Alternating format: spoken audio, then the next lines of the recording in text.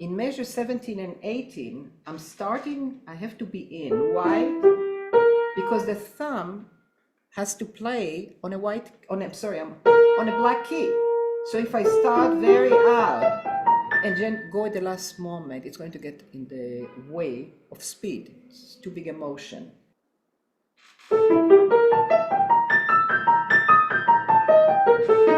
So I can do it staying completely inside, but it feels a little bit trapped. So between staying completely in or coming completely out and going in, there is a little out going. And one of the things that we have to really get comfortable with, that this work is so successful in doing, is how to play in the black key area and feel comfortable. The black key area has its own issues. You know, it's a little bit heavier, you have thinner white keys, people feel trapped, they feel that they just can't stay inside, so there's a lot of this kind of motion, a lot of twisting.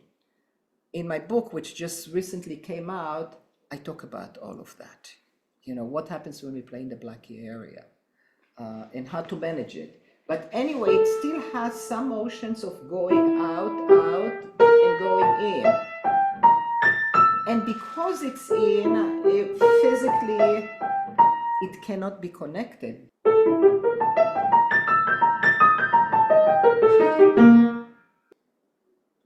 So when we get into the issue of how to manage the black key area, knowledge is especially important, you know, how to handle it. And when we learn how to do it in one place, we have the knowledge of how to handle it in other places.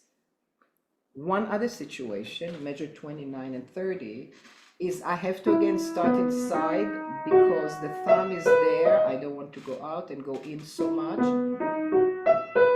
So the little ins and out, but basically most of it, it's in a small area. It's just a little bit. Out, comes in, out.